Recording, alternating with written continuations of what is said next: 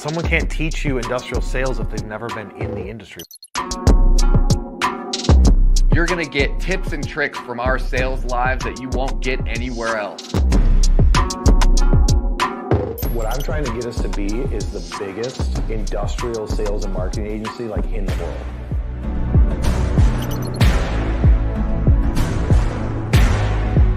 We're not playing for average at all, ever.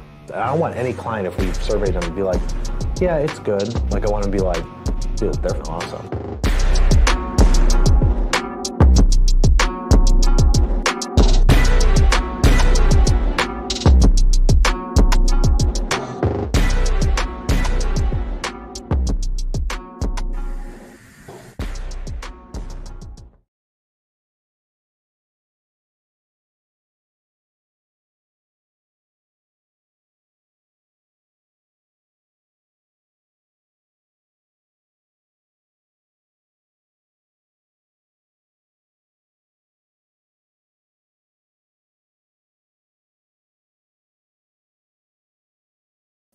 What's up, guys? I'm Kyle Milan. I apologize for the delayed start. We ran into some technical difficulties, but we are here on Tuesday to talk about industrial marketing. If you're new to the channel, new to seeing my face, you could check out a lot of content over on YouTube, over 950 videos talking about industrial marketing and industrial sales. Every single day, every single week, we are pushing out content. Now, from a live standpoint, we go live once a week on Tuesdays for industrial marketing, and then 2 times a month, the second and the fourth Tuesday, we go live on Thursdays to talk about industrial sales. So if you guys are down with learning some stuff, I give away all the secrets, all the tactics and strategies that we do here at Manufacturing Tribe, the leading industrial sales and marketing agency, every single week and all across my YouTube channel. So hit that subscribe button, turn on notifications, and let's get into today's show and episode.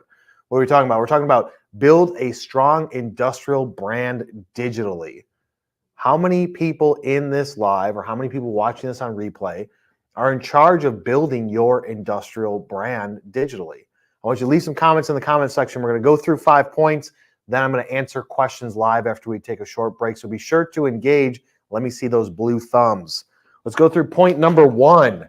The first thing that you have to understand is a simple 3 numbers, 24/7. Your digital brand is live 24/7. This does not matter if you are doing industrial services or have industrial products or are a distributor or doing automation or doing plastics. It does not matter. Your brand is live 24/7. So you have to keep that in consideration when you're looking at, what am I going to do with my brand? It's always out there. It is the salesperson that never sleeps, your brand.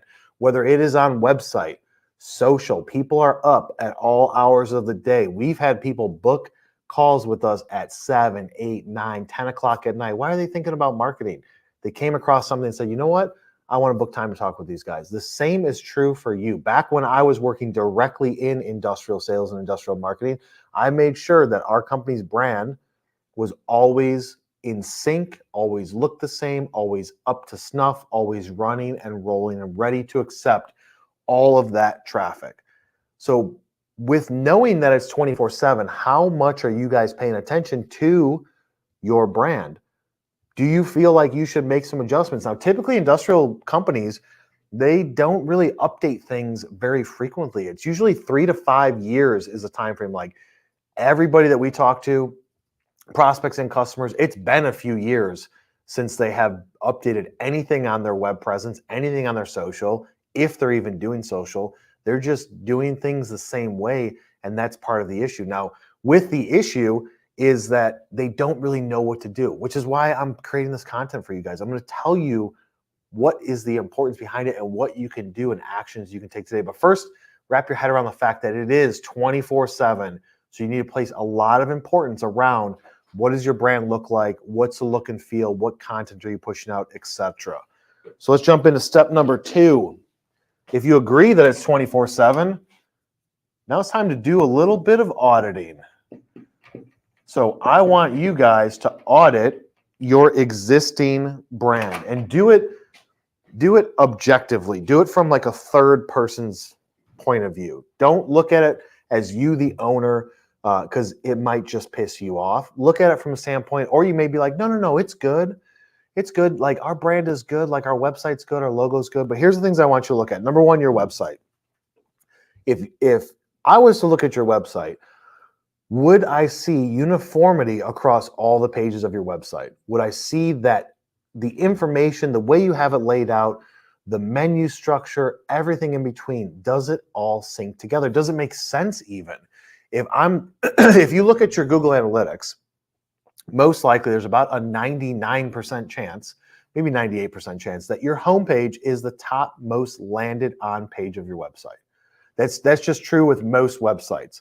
Now, some people that we talk to and some of our clients that we're working on, their homepages, 80-90% of their organic traffic land on their homepage first. If you don't know how to get into that, go into Google Analytics 4, look at the pages, look at top landed on pages. It gives you a list based on sessions or based on users. What page are they going to first? And that gives you insight into the first thing that they see.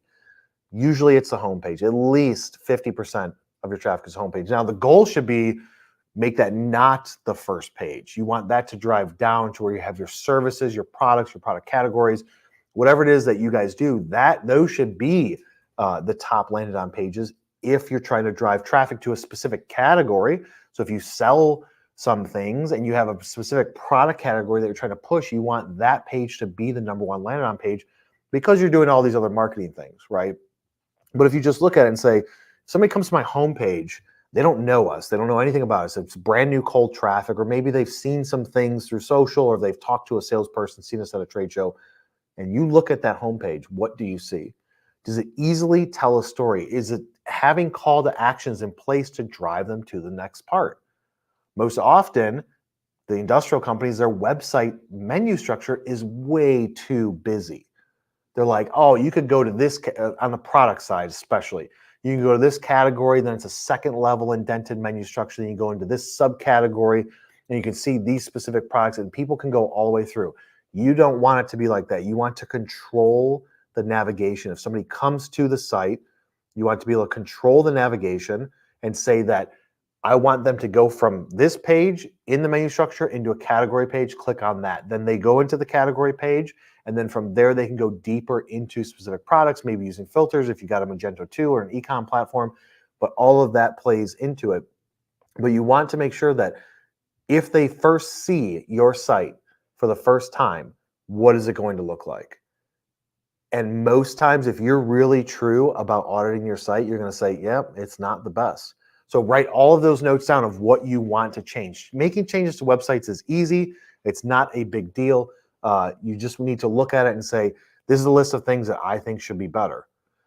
Now, after you go into your website, look at all of the images. Look at all of the copy. What are the words that you're saying? What are the headlines that you're saying? What are the images that you're putting out? Are those images outdated? Again, it's 24/7. So any changes that you make are only going to improve the brand, and you can see those changes live. And you might miss an opportunity because you're like, no, you know what? It's fine for now. But if you make this one tweak and somebody comes to your site in 3 days, that could mean the difference, making some updates. Even simple copy changes, even adding some more copy to it can make the difference. If you also look at it from a search results standpoint, when people are Google searching, what shows up? Have you ever gone and Google searched every single one of your main key phrases? Let's just take the top 12. Take the top 12 keyword phrases that are important to you and Google search them and look at what shows up. Oftentimes our clients are like, hey, I want to rank for this phrase. And it's a super general phrase. And I'm like, and I don't want to go down a tangent with this SEO stuff, but do you really want to rank for that phrase? Because if you look at what's showing up, it's so general. You've got Amazon, you've got people doing Google search ads with shopping carts. You've got Home Depot you're competing with. You got all these different things. And then way, way, way down at the bottom, after you scroll for like 2 minutes, then you get to your competitors. But you have to look at it. If it's a phrase that you're ranking number 1 for, what does it look like? What does your company look like? What is the meta title that's being returned by Google? What's the description? All of that plays into the whole brand identity. But most oftentimes people think brand identity, digital brand identity, it's colors, logos, images, shapes, etc., font sizes and types. While all that is important, that's to your brand identity. When we're talking about digital, we're talking about everywhere. If I search you, if I go on social to find you, if I'm looking at your competitors, if I'm going to trade shows, if I'm looking on maps, if I'm going into YouTube, however I'm searching, if I'm your target demographic, how do you guys show up? Does everything look uniform? Does everything have the same vibe? Does everything have the same messaging out there? Are your products showing up where you want them to show up? So on the SEO side, you have to make sure that your search results are showing up the way you want them to come up. Because again, everything's about timing, especially in industrial. There's nothing more important than timing. You can somebody can search today for a service, or you can call them today and pitch your stuff, and they're like, no, I don't have a need. Then something changes at their company. Let's say you're doing like supply chain stuff. You call the supplier or you call the commodity manager and they're like, nope, I'm good with my supply chain. Then something happens with one of their key vendors in their supply chain. If you would have called them 3 hours later, 3 days later, 3 weeks later, like, actually, I do have a need. So that's why you have to constantly be doing this. Everything's constantly moving. The world is constantly turning. And if your brand isn't up to snuff, or at least if you're not making changes and have a roadmap of what to make, then when people do search for you, they're not going to like what they see. It could be a missing phrase. They look at you in the search results and like, oh, if they just said this thing, then I would have clicked on that. But instead, I clicked on the people below them. So it's important to Google search yourself, Google search your own company, Google search people, high up officials in your company, Google search the keyword phrases, Google search your competitors. Look at what are they showing up as, audit them versus you. Like, you're not trying to copy them, but you want to see if you put yourself in the shoes of your potential customer, what do they see when they're looking for what it is that you do? So you got to check those search results. The next aspect is going to be social. If, like, we know everybody's on LinkedIn, especially in industrial, everybody you're trying to go after is on LinkedIn in some fashion, not necessarily always active. If I'm trying to go after a sales or a marketing person, it's going to be easier than going after like an engineer or a maintenance manager. They're not typically on LinkedIn all the time. Sales and marketing more frequently, maybe presidents, similar to sales and marketing. But when they do come on LinkedIn, is your content showing up in front of them? And if it is, what is that content? Are your salespeople reaching out to them? And if they are, what do those salespeople's profiles look like? So you have to look at it and say, on social, what does my company page look like? What's the logo? What's the banner image? What's the copy? What's the button? If somebody wants to learn more, where does that take them to? This is all about your identity. This is like, you only get first impressions once, right? Everybody's heard of that phrase. But your first impression is out there all the time. You have no control over it. People can come and find you whenever they want. They just need to search. Like, and now with AI, it's taking it even further. People can just get what they want by using AI integration. So if they're searching for you, how do you show up? When's the last time you went through and said, you know what, I'm going to tear down this about us for our LinkedIn page? That's from our homepage from 6 years ago. I'm going to change that copy. Where's that button go to? Did you know you can add additional areas to the new features that LinkedIn's pushed out on the company page? There's product categories, specialties, there's hashtags that you can put in place. What is it that you do? What service do you offer? What do you care about? Especially in your personal profile, changing every single month. They're constantly updated. So this is no longer a set it and forget it type of thing, which is typically how industrial companies do it. Oh yeah, my website, I built that 10 years ago. We're good. Are you good though? Like, are you really good? Nothing's changed in the last 10 years from your product or service. Nope, everything's exactly the same. Okay, cool. Guess what? Web design has changed a lot in the last 10 years, and it needs to all be redone. And it needs to all be updated because people are used to looking like this, and you're still looking like 10 years ago. And they're not going to like that interaction. The identity that you have online does not depict what it is your identity that you have in person, right? So you have to look at that and say, on social, if people search for me, if my salespeople are pushing out there and sending out connection requests, number one, I always tell them, update your profile. And with our clients, your profile has to be up to date. Your headline does not say sales engineer at ABC company. It says what you do, what you offer. That's step one. What is your about us? What does your about me tell you? Like, what are you saying to people? Do you have hashtags you're following? Do you have services that you're offering? Do you have featured links below that that are linking back to your company page, a video you did, something like that? What's your personal brand and how is it attached to identity of your company? When I go into your history of your job employment history, what am I going to see? Oh, I've been at the same company for 26 years. All it says is sales at this company. You need to build your trust with me. That's what the identity is all about. If I'm coming after you and I'm trying to determine, do I even want to click more into it? You have to build that trust. The only way to build that trust is to put stuff out there that people can read on their own time. think everybody would agree that the days of like having to find information and ask people to sell to them are over. Everybody, it's like the educated customer, right? They can just do all the research themselves and then reach out to you when they need something.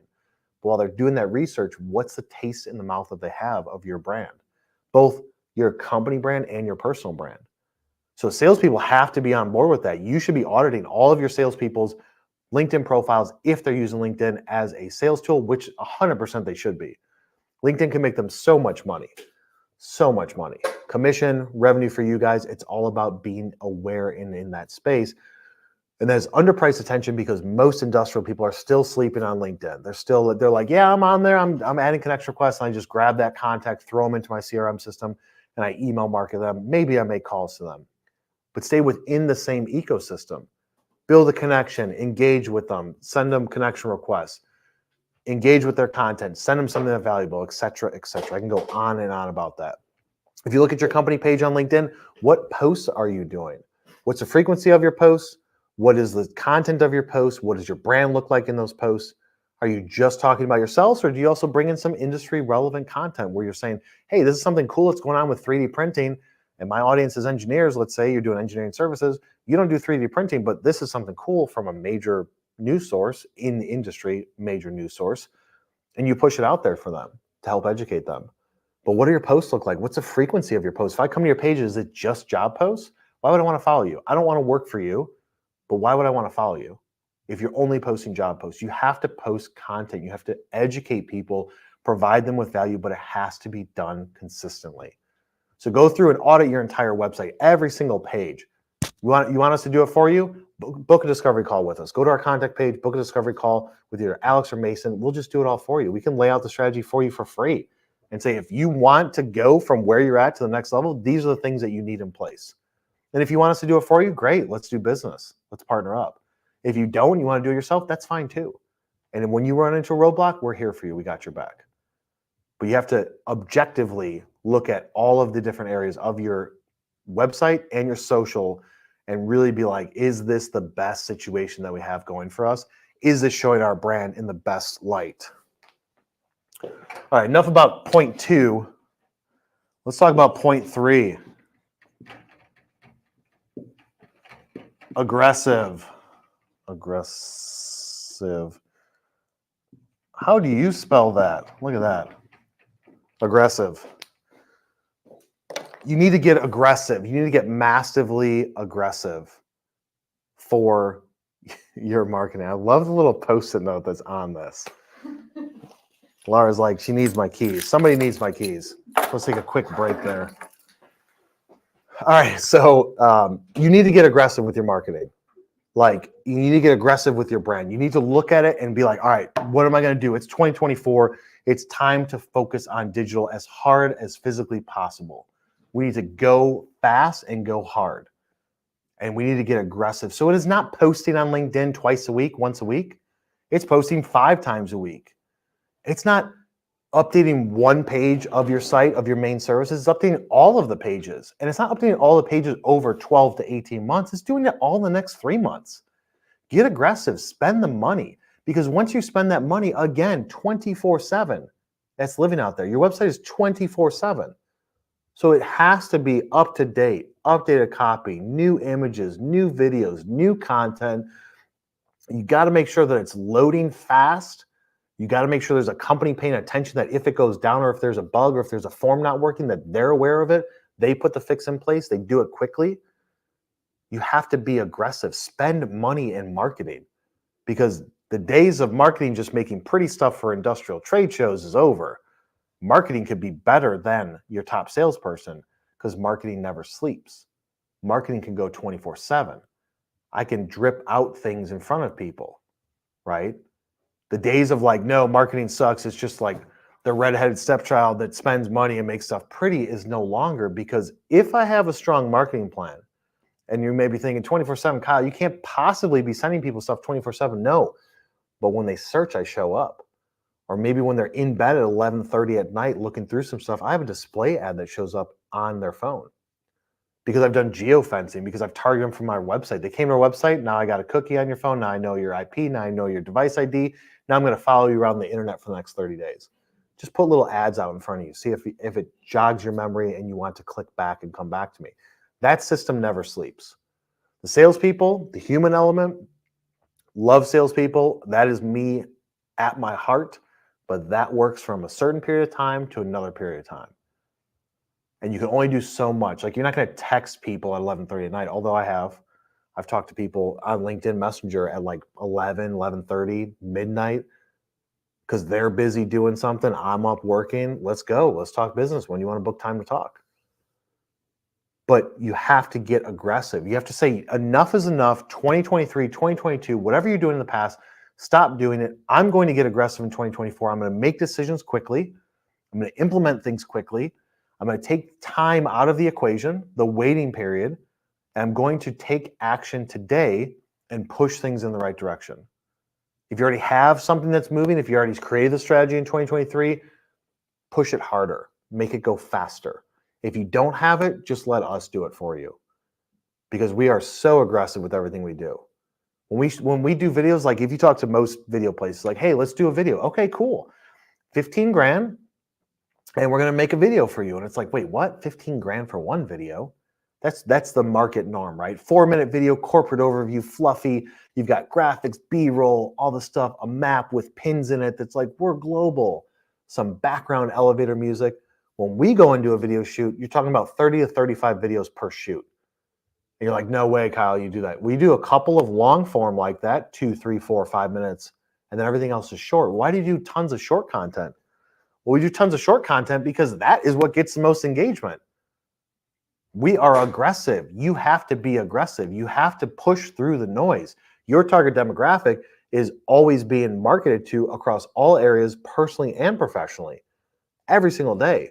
So how are you going to get your product or your service in front of them in that small window? Well, you have to be pushing every single day. You can't just say, I sent out one email, I made one phone call, I made 100. I followed this person 16 times. We just had somebody book a discovery call with us last night. He has received like 22 emails over the last year and a half. And we did not stop. And I know the person personally. He wasn't annoyed. It was all valuable content. We were like, hey, do you want to do something? You want to do something? Like, change up the scope of it. But it's all about aggression. Stop waiting for people to come to you. Push stuff. Like, you have to have both sides of it. When they do search, make sure your brand shows up. What does your brand look like when they search? What do they click on? What do they see first? They may, if you look at your data, you may see that they go to like an internal level 3 page of your site. That is the most landed on page. And you're like, shit, I don't want people seeing that page first. Like, that was a test page that we built and it's got some information on it, but that's it. So you have to look at that and be like, this is what they're seeing first. Add call to action, redirects, put some stuff on there, videos, blog content, some more copy, more products or services that you offer, link back to the other pages. Like, you have to look at all that stuff and get aggressive on how quick you want to implement it. Do not wait and say, we're going to slow roll this out over the next 12 months. Because guess what? The more that you wait, think about how many missed opportunities that you have. And that's something that people don't typically think of. It's like, yeah, but if I spend this money, what's my ROI on it? Or if I spend this money, I'm going to spend it out a little bit. I want to slow into this. I don't want to spend this much per month. I want to ease into it, and maybe in like 6 months ramp things up, because then I could go a little bit faster. You can do that. It does work. But think about, if you would have done that from the get-go, from month 2 to month 6, how many opportunities did you miss because you weren't being aggressive with it? Think about that. Number 4, track engagement. And those of you that follow my content, those of you that have met me in person, talked to me personally, know that I always say that. Track, measure, you have to. There's no other way around it. Every single day I go through our client stuff, dashboards, reports, looking at positions, everything, tracking everything, every single aspect, to then determine what is the best strategy. You can sit here in a room with 6 people, 12 people, and be like, hey guys, what are we going to do? What's the strategy? And everybody says, I think we should do this. And we come up with a strategy. And we're like, all right, this is it. We're going to launch this strategy in 2024. And you push it off. And then you track that engagement. And some things you have to wait for. 100% agree. SEO positions, those take a long time. You're not active on social and all of a sudden you are, that takes some time to get going. But look at the engagement. You do a sales sequence, you do marketing emails, you do calls. What is the engagement like? What's working, what isn't? Month 2, 3, 4, make those micro adjustments.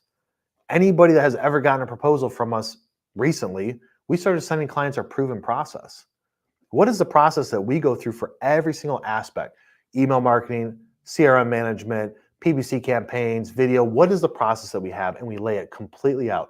Month 1 is this, month 2 is this, month 3 is that, month 4 through 6, we're doing these things.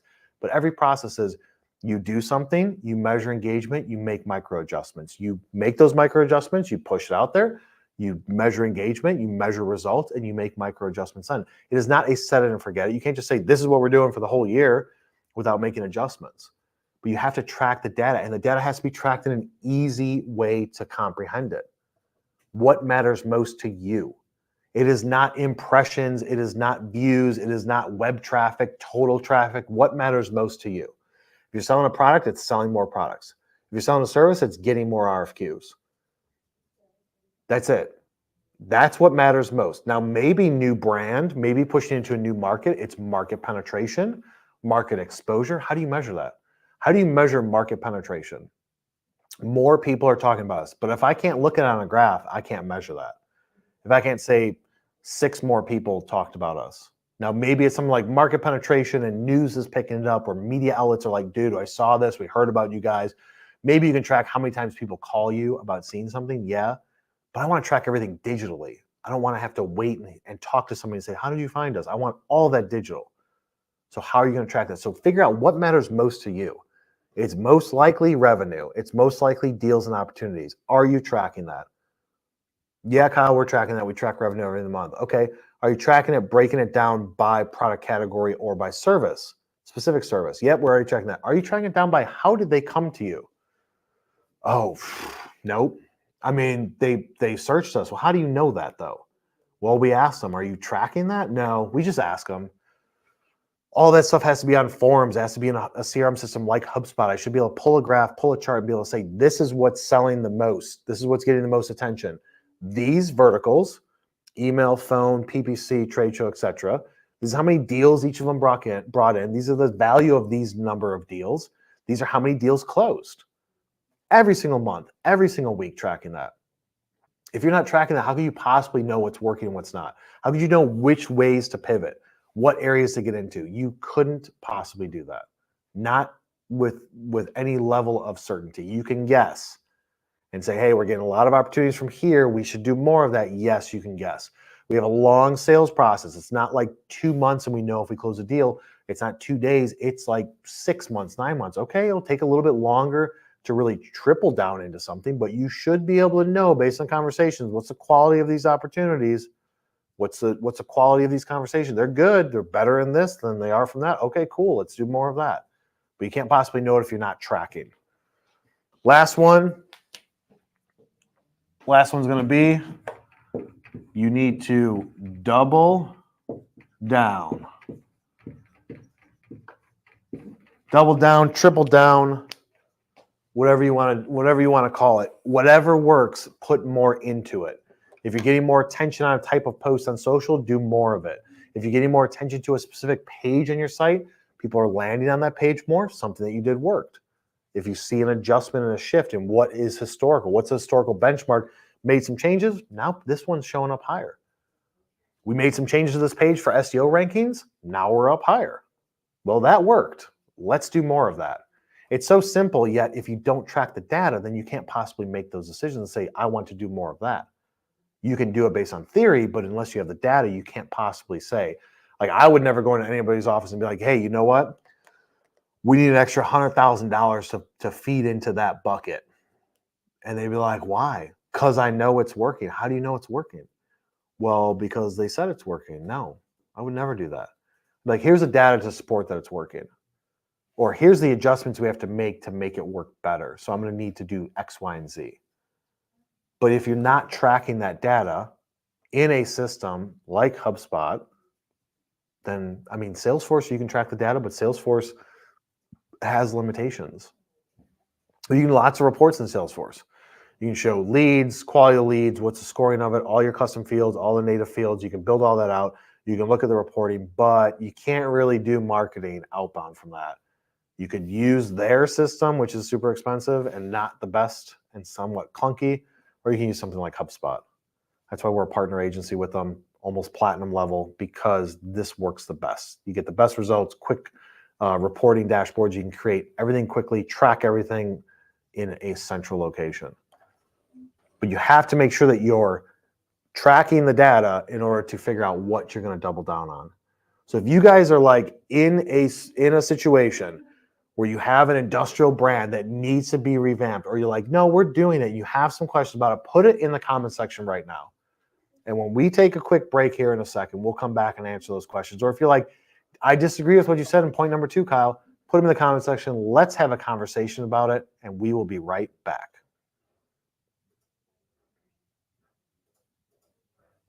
Let's go.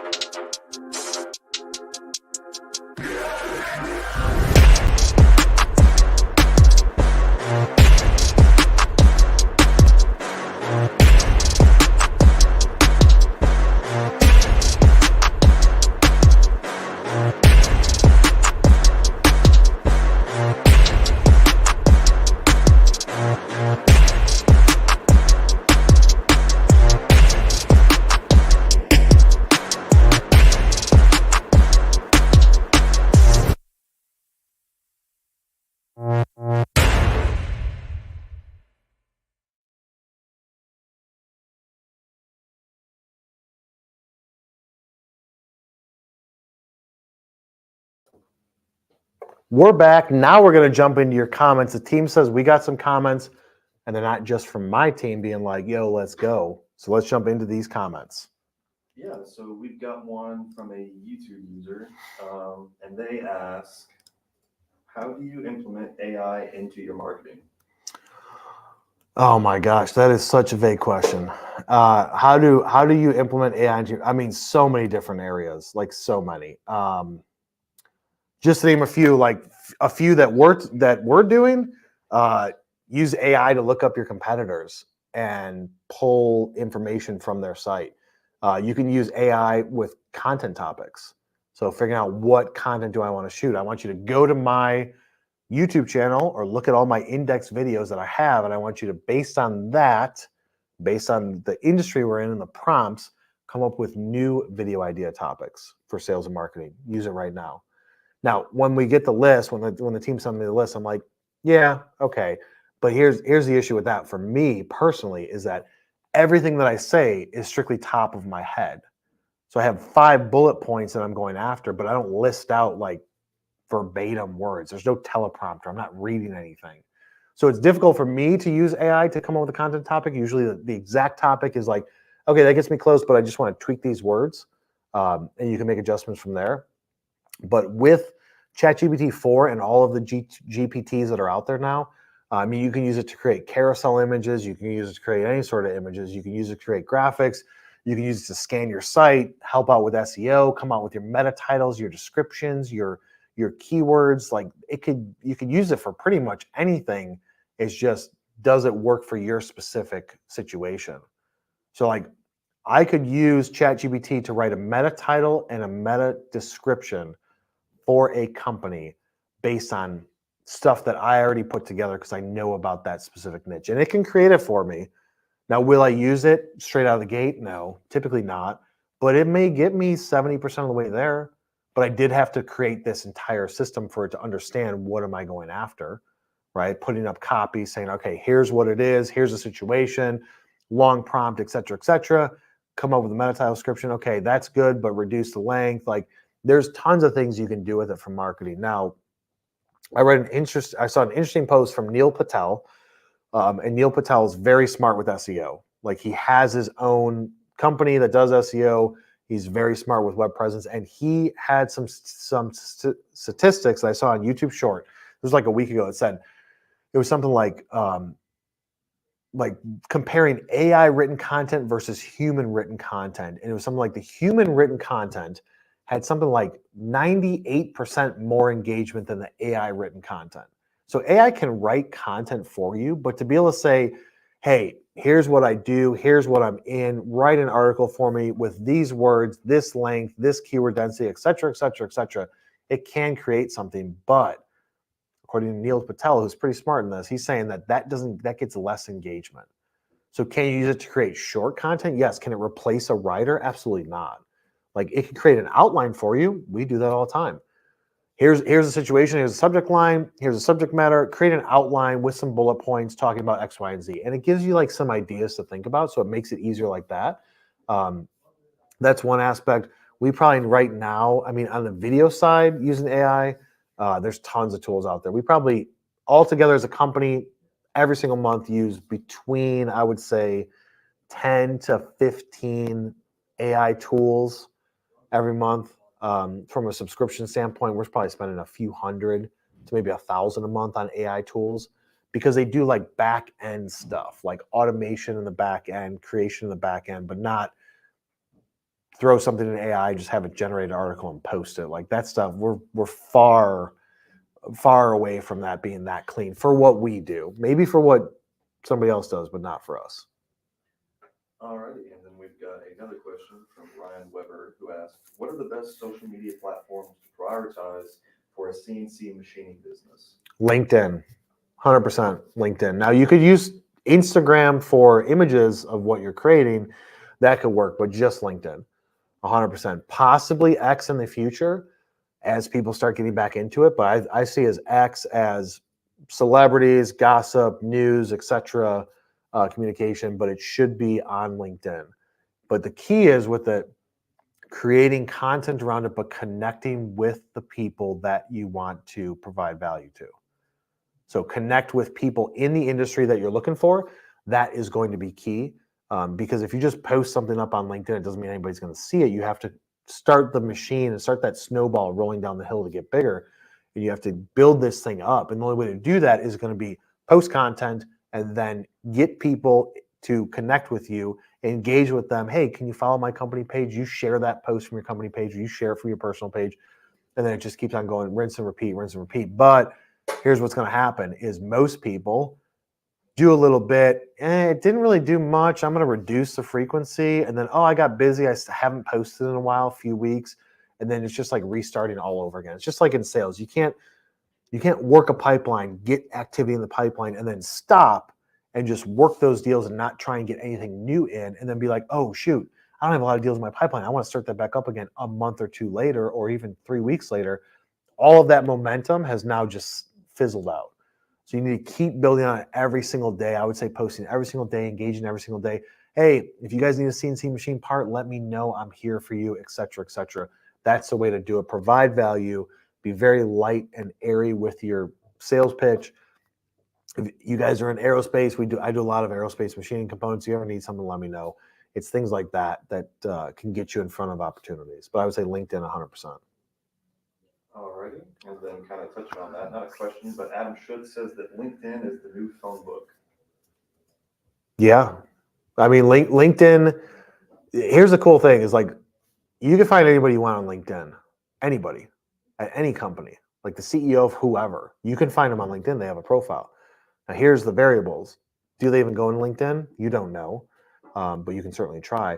Number two, what do you do with that information?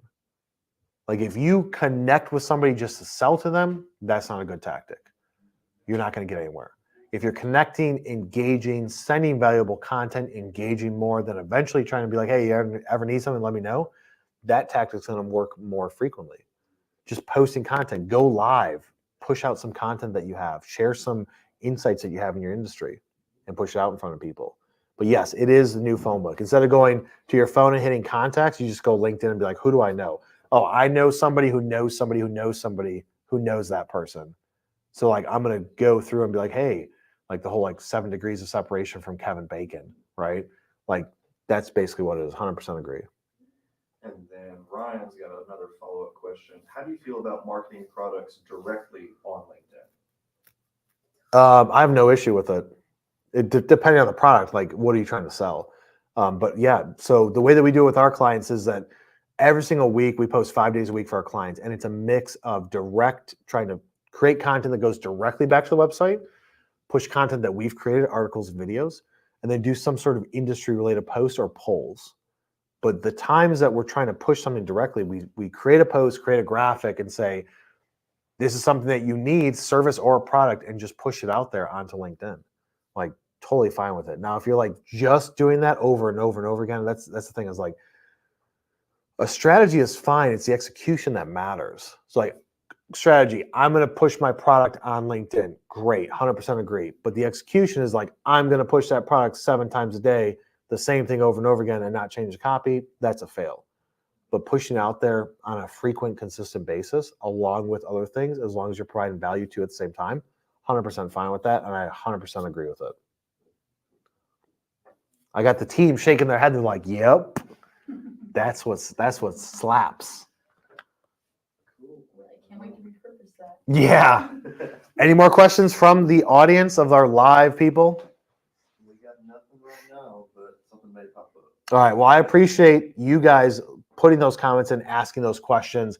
Hopefully that helped you out. If it didn't, leave another question or shoot me a message, shoot me a straight up DM and be like, hey, or jump on a call with us. Love to talk strategy, love to help anybody out that's out there looking for help. But it all comes down to focus on that brand identity, go through those 5 points. If you guys haven't subscribed to YouTube, head over to YouTube, hit that subscribe button, turn on notifications. If you want to listen to this in the podcast form, we're on every single podcast. Technical, no. Industrial sales and marketing with me. Check it out so you can listen to me while you're doing other things like cutting the grass or doing your nails. And I will see you on the next one.